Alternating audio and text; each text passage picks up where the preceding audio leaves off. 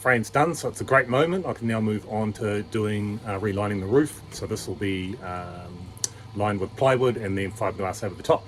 But a few things you haven't seen in the other videos. So every single joint, wherever there's been a lap joint, has been reinforced with a piece of ply on each side. Makes the joint really, really strong while only adding a few grams of weight. All the hatches for the roof have been pulled out and relined. They're all done in Remu. And everything else is ready to go. So I went out and had a good old yak with the team out at Plytech, and I'm really glad I did. So went over all the options. So for the top of the roof, I'm going to be lining it in poplar. So this is a long grain bendy ply, meaning you can bend it really nice and easy. So you're not having to struggle to get around those curves.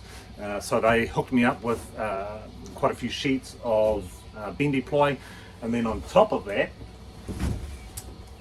used in the modern caravans is plywood called Eurolite. So very strong, very light. I'm going to be using that for my reinforcing and shelving. I'll show you a little bit later. Got a few tricks for attaching that to the caravan, and everything is all about weight saving. So I'm going to be trying to do as much of that as possible on this big old beast because the weight adds up pretty quick. But now in order to get the plywood right, I've got some bendy ply. I need to retrace all the existing guttering system. So I'll put that back on where it's meant to be, and then I'll be able to mark it out, and that will give me help give me my template for cutting out my ply. I'm looking forward to getting this roof back on.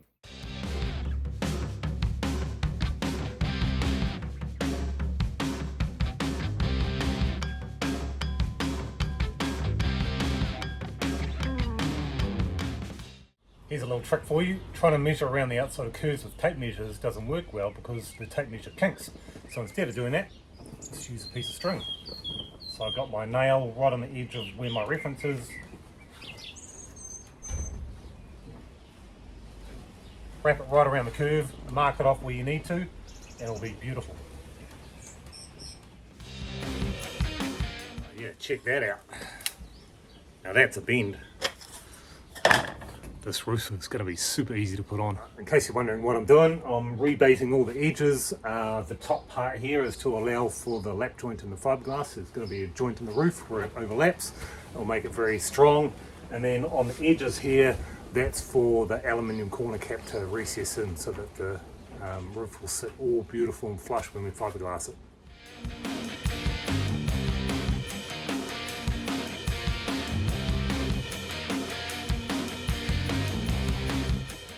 Good old F-clamps, best of friends when you need them, worst of enemies when you forget that you've put it there and then walk into it with your head.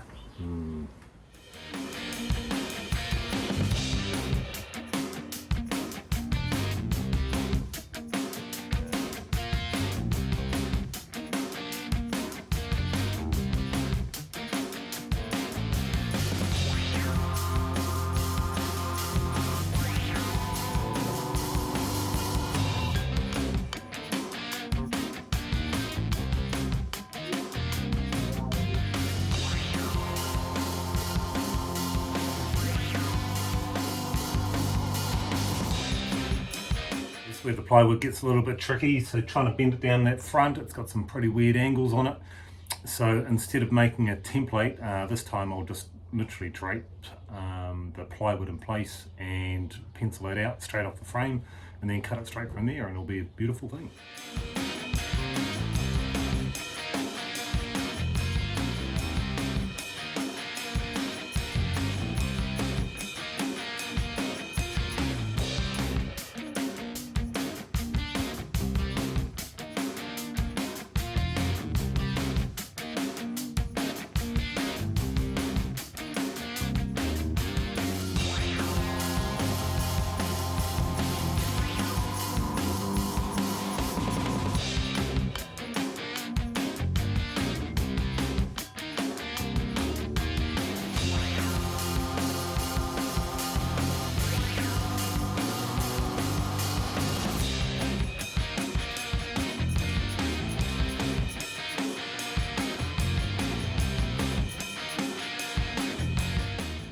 That is the last piece of plywood done for the roof. So I'll take you for a little bit of a tour of what I've done before I start sanding and prepping for sealing up and fiberglassing. So that's 7 sheets, 2500 by 1200 sheets of ply, bendy ply. They disappear pretty quick. Right, here we have it, the end result. Every last little piece of rot or anything that had bore in it is completely gone, so I'm really happy with the frame and how it's come out. I'll take you for a bit of a look up top and you can see all the lap joints and all the prep for the fiberglass. Okay, we've got the front of the Caravan, nice little pieces up the front, little triangle to finish it off. Everywhere has these little rebates, and that is for lapping the fiberglass. It will give it a really strong section where that joint is. 3 new vents through the top. It's a bit of a squeeze up here. And then that's the rear of the Caravan. So, time to do some sanding, get this thing prepped. Time to get this plywood sealed up, so I'll be using a polyester resin. That's the base material for the fiberglass that we'll be putting over the top. But you need to seal the wood first to make sure that everything's going to adhere properly. So I won't be mucking around with this because it's quite warm up here today, so the resin will be going off pretty quick.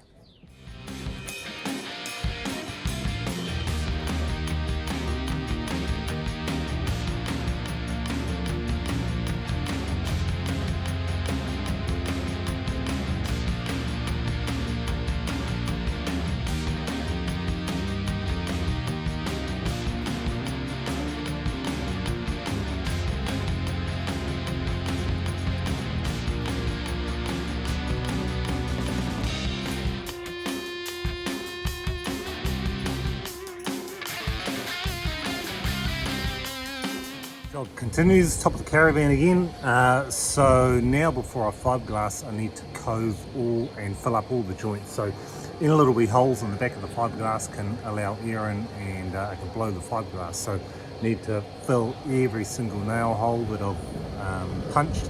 So could be here for a few hours.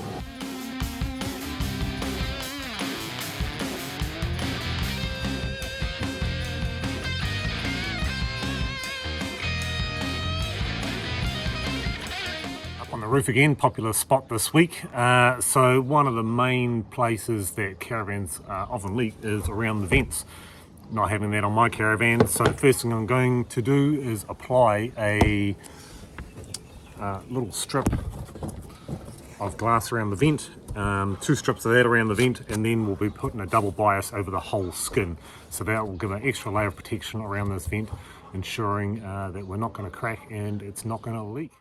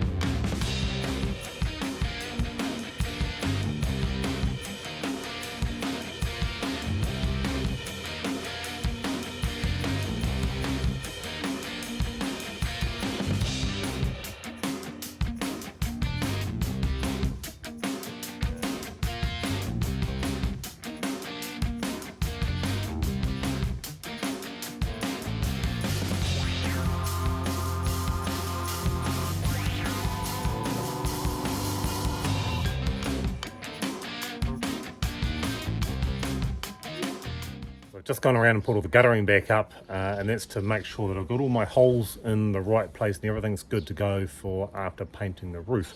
I don't want to have to redo that once the paint's done, otherwise I risk damaging it. But as always, there's a little twist with these things. So now that the new ply is on and the fiberglass is a little bit thicker, what it's meant is by the time I've run my guttering back around, it's about 50mm short. So what I'm going to have to do is I've rummaged around, found a little piece of aluminium profile. I'll get the gas torch out and heat that up and bend it around and make it into a custom piece of guttering, file it up, and hopefully it'll look exactly the same and like it was always there.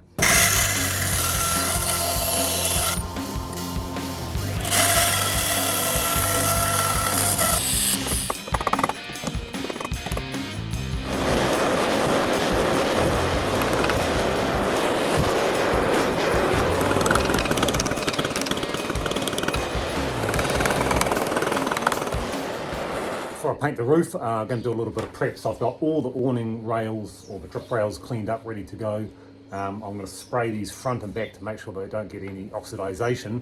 And then where they mount to the caravan, I'll also paint that so that when I bond these on, everything's nice and it will be sealed up really well. So today I'm using a resin product called Durepox.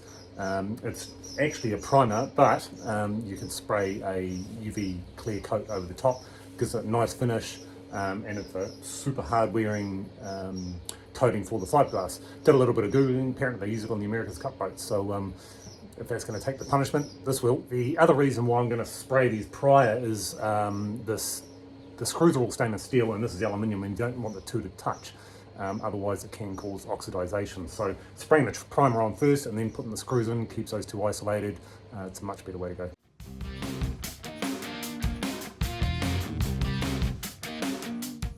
It's always a good day when things are going back on permanently, and today is that day for the gutter and the awning track.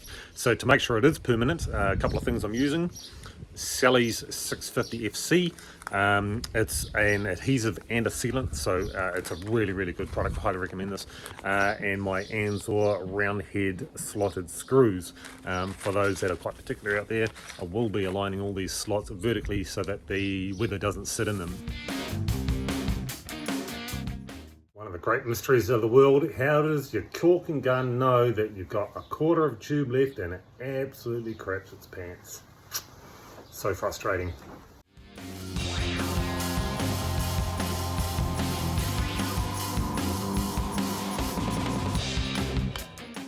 Little roof recap before I paint. So this is the beast. It's pretty big. So the entire surface has been skimmed with Z-Grip. It's a product from Resene, body filler, just to smooth off the pattern of the DB glass.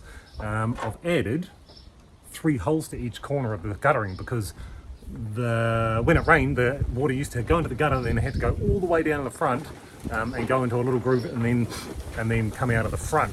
So it must have just been pouring out of the gutter all the time, which is a bit of a problem. So I've drilled these 3 holes in the corners because there's no windows, so I'm not going to have a problem with that. The other thing I've done is I've put the awning rail under the gutter. It used to be up on the roof. Problematic. It's probably going to pull and then it'll start to leak through the screws and all that kind of stuff, so completely avoiding all those dramas. And then this way at least the awning is sitting under the guttering, so the bulk of the water coming off the roof will go out through the gutter and then it'll get less onto the awning. So win-win all around. The day has finally arrived. Time to paint this roof. It's been 2 weeks since we glassed the roof, so the whole thing's been skimmed with filler and sanded. I sanded it with 80 grit first and then 120 after fairing the corners as well. So it's a big bit of kit, so there's a lot of sanding involved, so pretty glad that's over and done with. But let's get this painting done, get some Durepox on.